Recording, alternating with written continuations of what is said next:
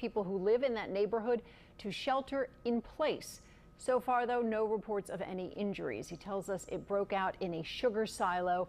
We also spoke with Fire Chief Thomas Stone, who said he was heading back from the Hurricane Command Center in Baton Rouge to help put out this fire. And this is a live look, or an earlier look, when we had those black plumes of smoke.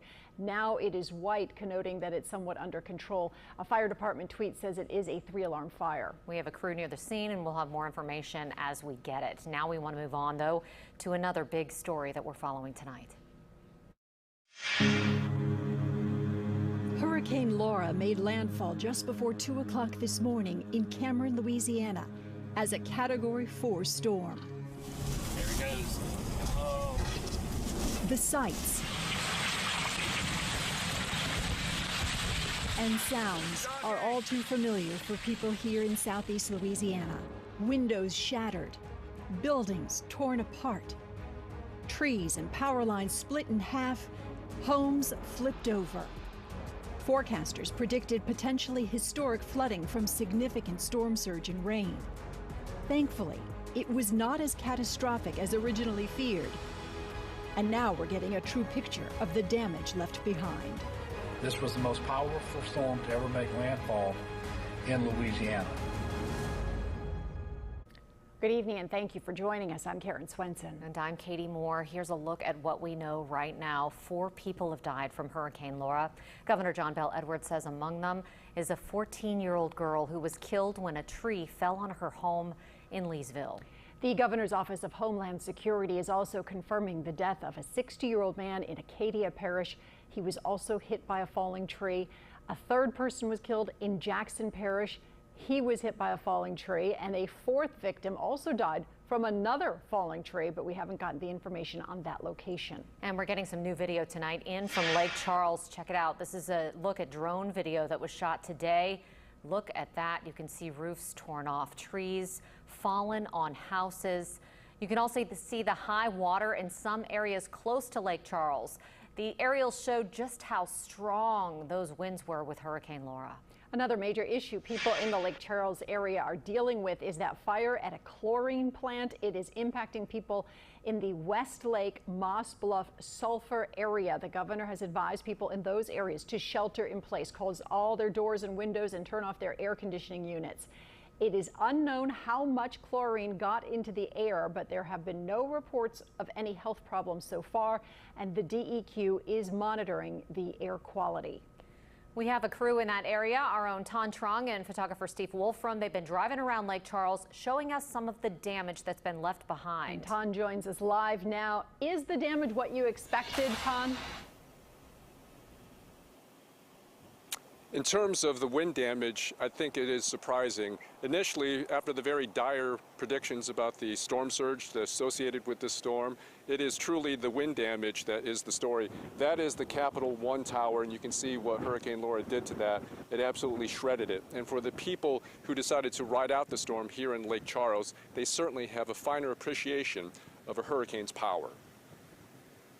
For most of the day, a plume of smoke from a massive chemical fire rose above the landscape of damage and debris in Lake Charles. We have a lot of damage to our rooftops, all out here. Everything just came off. Lauren Poche and 30 other people rode out Hurricane Laura at this church. She thanks God for being alive and for her church to be still standing.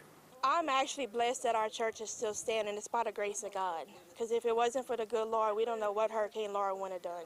Powerful winds crippled power lines and shredded glass on buildings.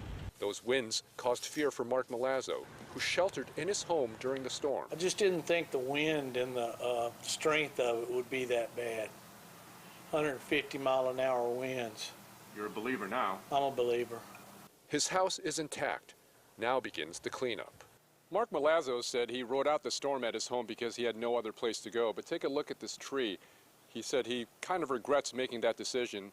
And if there is a next time, he says he won't be riding it out here. After hearing the howling of a hurricane, the sound of Milazzo's guitar fills a home that survived a monster storm. All of Lake Charles got it. It wasn't good. It was pretty bad, man.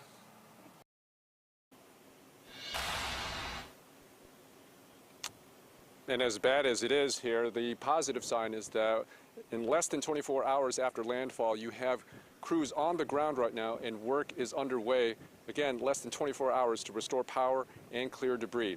As for where the storm made landfall in Cameron, we were unable to get down to that area. It's hard to say what type of damage that lower lying area of Cameron Parish suffered, but we'll try to get there. And if we do get some new pictures, we'll certainly send it back to you. Reporting in Lake Charles, Tan Trung, Eyewitness News. All right, Ton, thank you. And President Trump says he will visit the Gulf Coast himself this weekend to tour the damage from Hurricane Laura.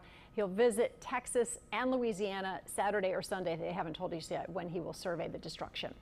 Hurricane Laura also brought a lot of rain to our area throughout the day today. It was a little crazy, so we want to go right to your local weather expert, Chief Meteorologist Chris Franklin, with a closer look at that. Chris, lots of thunder and lightning out there. Yeah, we had a lot of thunderstorms move through, but it kind of puts it in perspective when you see what the folks in Lake Charles just dealt with. Our impacts were minimal in comparison. Now what we're going to be watching for is that band of moisture. It's a long stretch of moisture that extends into the Gulf that is still working its way over us. Now, one thing that is encouraging is you see kind of that big flare up of clouds that had been moving over us earlier. A lot of those have weakened, and what may be helping us out is the fact that on the now southern side of the storm, we have dry air. So once again, it looks like some drier air has at least come to the rescue for southeast Louisiana and maybe putting a cap on a lot of those showers. Now we do have some rain still on radar, but quite a bit of a gap in the rainfall. We had some persistent storms earlier in the day, and then at the moment, drying out. Some more showers down toward the coast,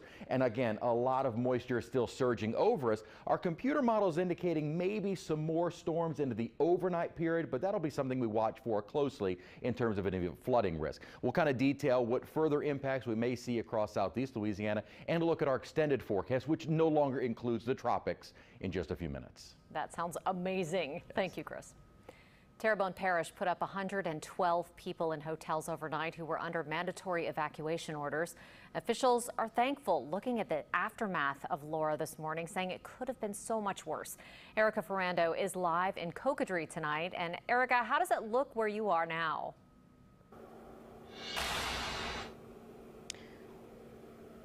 Well, we're right off of Highway 56, which is now open. Right behind me is where that rolling floodgate was closed overnight, and crews have been up and down Highway 56 to the coast, making sure power lines and debris don't pose a threat. That's why they did decide to reopen. They determined it was safe, and now while people down there are cleaning up, the rest of the parish, for the most part, was spared.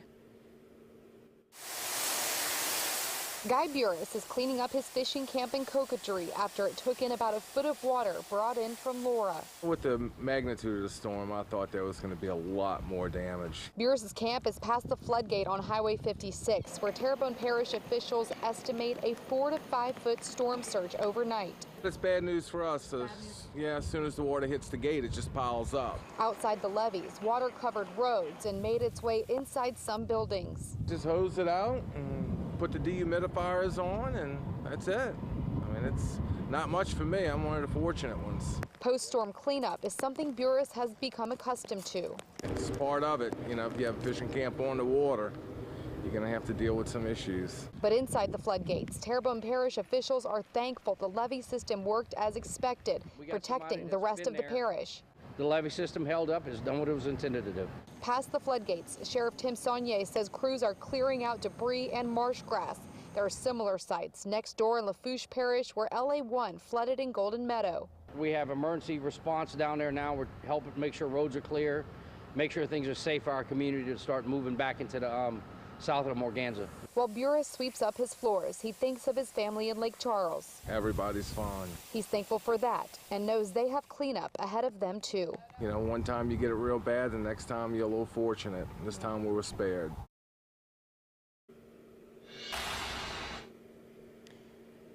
There is a curfew in place from 10 p.m. until 6 a.m.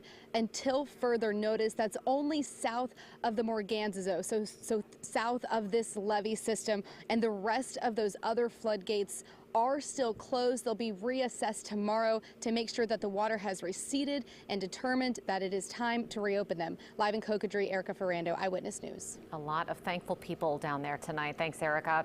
We will continue to have coverage of the aftermath of Hurricane Laura. Look for the latest information on our website, our free smartphone app, as well as our social media feeds. And tonight we're continuing to follow that breaking news in St. Bernard Parish. Right now, a fire has broken out at the Domino Sugar Refinery in Arabi. Danny Monteverdi just arrived on the scene. He joins us live with more. What have you learned, Danny? Well, Karen, right now it's a little bit of organized chaos out here. The deputies in St. Bernard Parish are keeping a lot of people outside of this neighborhood, trying to keep them away from the factory as firefighters work to get the fire under control. I'll step out of the way, and you can actually see the trucks are still shooting water on the factory. We spoke to St. Bernard Parish President Guy McInnes by phone just a few minutes ago. He says this is a fire that started in one of the silos, a sugar silo, here at the Domino Sugar Factory in Arabi. Meanwhile, the St. Bernard Firefighters Union sent out a tweet saying that this is a 3-alarm fire at the Domino Sugar Refinery. Multiple agencies on the scene, and they have no other information available at the moment. What Guy McInnes does tell us, the parish president tells us, is that as of at the moment there are no reports of injury. So that is the good news at the moment. He says they are right now doing a head count to try to make sure everyone is okay and everyone is accounted for as well. Again, you see that stream of water from the fire trucks. From what we saw when we were heading over here, this was a relatively large fire. We could actually see the smoke plume all the way from Orleans Parish when you crossed over the Claiborne Avenue Bridge. That's just how big the fire was. It looks like it has gone down substantially since then. Again, the good news is that right now St. Bernard Parish President Guy McInnes says no injuries reported. Head count is happening. In the meanwhile, they're asking residents to just stay in place if they are home. They don't want people out and about. And as we said at the top of this live hit, the sheriff's office right now has basically got almost every street within several blocks of the factory blocked off. They're being very strict about not letting anyone in right now for safety concerns. Sugar is a little bit of actually something that can be fairly combustible, and they're trying to make sure that everyone is safe until this fire is under control. We'll keep tracking this throughout the evening on WWLTV.com and later editions of Eyewitness News, but that is the latest for now. Back to you guys in the studio. All right, Danny, thank you. And some sad news to pass along. Another big story involves the death of a New Orleans icon, Morgus the Magnificent. Sid Noel, who created and starred as the TV character for more than 60 years, died today. He was 90 years old, but leaves behind a legacy of laughter.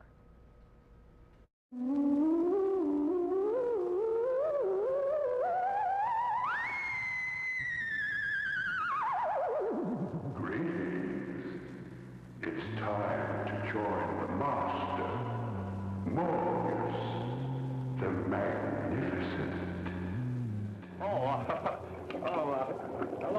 Hello, my dear followers of the Fantastic. For anyone who grew up in New Orleans in the 1960s, this says it all.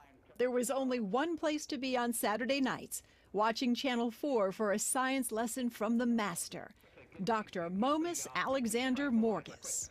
Morgus first brought his talents to WWL-TV in 1959. The setting was his lab above the Old City Ice House, where he updated viewers on his scientific exploits in between segments of horror movies. The city had never seen anything like it, and Morgus was an instant hit. And he stayed a star for the 60 years that followed. Morgus's alter ego, the creative genius behind it all, was Sid Noel. In this very rare interview, he talked about the character. And one of my favorite characters in history was Don Quixote in actual literature. And I decided to create a character that would represent the great quest of doing right in the world and, of course, the great failures that we all face. So Morgus became actually a Don Quixote in a lab jacket. And Chopsley was Sancho Panza. In the 60s, Morgus even made a full-length movie. It didn't win any Oscars, but it was pure Morgus, and fans loved it. For a few years, the doctor even tried his hand at forecasting the weather on Channel 4. It's Weather Bureau New Orleans. They don't mean the Weather Bureau across the street. They mean the Morgus Weather Company. After leaving WWL in the 60s, Morgus spent a few years in Detroit, then returned to New Orleans TV in the 70s. Welcome to Morgus presents. In the 80s, fans helped bring him back again with a new version of his weekly show. Students, those the higher order